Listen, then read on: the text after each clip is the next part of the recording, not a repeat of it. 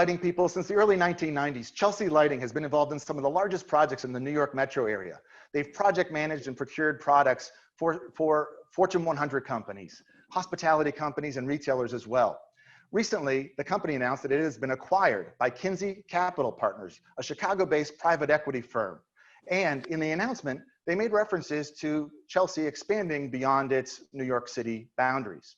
So we thought this would be a good time to invite the CEO of Chelsea Lighting, Tom Ike, to join us to discuss the recent announcement and the present and future state of the business.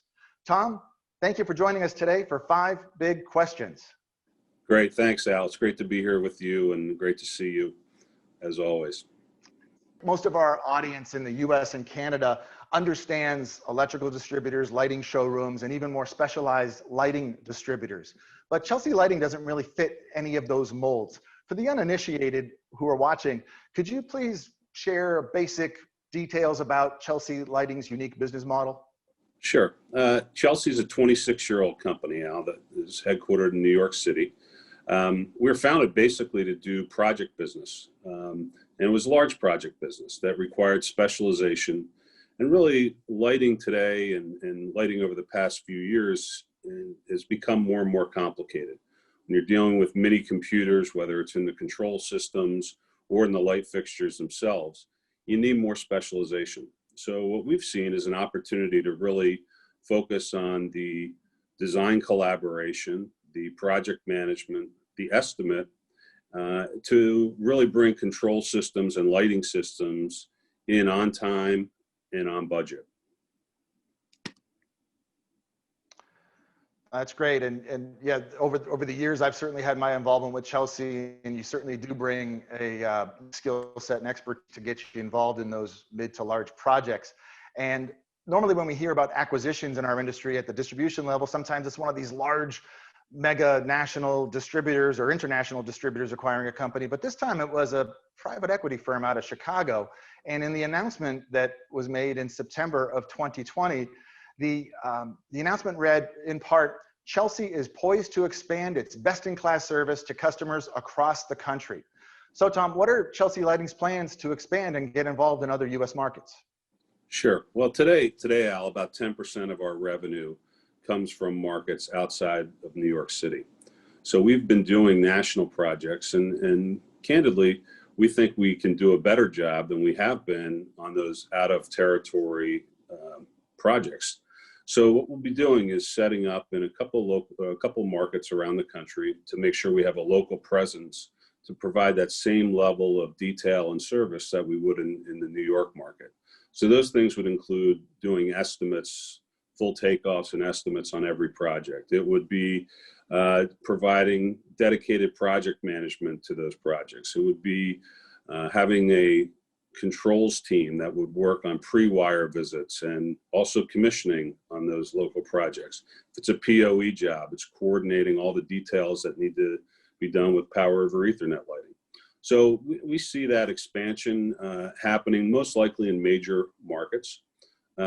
First one will probably be Chicago. And we're certainly in the process of looking at staffing and meeting with the local community to share with them what our plans are and figure out how we can help serve this market as well. Well, that's great. And when you look at the ability to serve projects, you mentioned doing on the local level, and there's lots of options for projects to be sold, obviously, but Chelsea seems to bring that unique skill set. In your opinion, what do you think separates the distributors who can really manage those large and complex projects from the distributors who can't necessarily do as fine a job at doing those large and complex projects? Yeah, I think, we compete with some very strong firms in the New York market as well as around the country. And there are a lot of people that do a solid job in the business. What we try to do is take the real complex areas of projects and bring a level of expertise to them. So whether it's a control system that requires integration to building management systems or power over Ethernet, as I mentioned, or it's a lighting fixture that has a specific ceiling detail that requires a lot more attention. That project management that we bring to the site is really critical for what we do. I think we've also been able to participate in these projects by sitting at the weekly project sub meetings. And I think that's really been a key thing for us, because we're getting the information real time, and we're able to go back and really deal with the manufacturers and the local reps to get information on a timely basis. So by being part of that fabric of the project and being part of that job site, we're able to get things done a little quicker. We'd like to believe that. And we also, which is critical. And lighting is often said it's going to be the last thing on the job and it's always going to be delayed. Well, a lot of that is because of the information flow. So by getting to the front end of that information flow, we can really adjust the schedule on our end to make sure that we're meeting the job site requirements. Makes sense. And when you're looking at managing those projects, one of the things that we look at on every project in lighting is the specification, and honoring the specification integrity. And if there's a lighting designer involved, honoring the guidance that all the specifiers, including the lighting designers, give. And of course, when you're doing as much business as you are in New York City, you're well aware of the influence that lighting designers have in that local community. And given the fact that New York's the largest market in the country, you'd expect there to be more lighting designers there than any other place. But it's super disproportionate when you consider the IALD website states that there's twice as many IALD members in New York as there are in the greater Los Angeles area, and 3 times as many compared to Chicago. What do you do as a project manager, and who sometimes gets involved in those value engineering efforts at the request of one of the stakeholders in the projects? How do you honor the specification while still manage that substitution or value engineering process? Yeah, sure. So Al, when we look at these projects, it's evident how much work has already gone into the design of these things. They're beautiful projects with just really tremendous design built into them, whether it's at the architectural or lighting level. So our goal is to certainly be part of that and not take away from that design that's been paid for in many cases, and also been thought out for years. So a lot of times what we try to do is get involved, really most times we try to get involved with the design community on the front end to help with the budgeting, so that when we go into these projects, people know what the equipment is going to cost.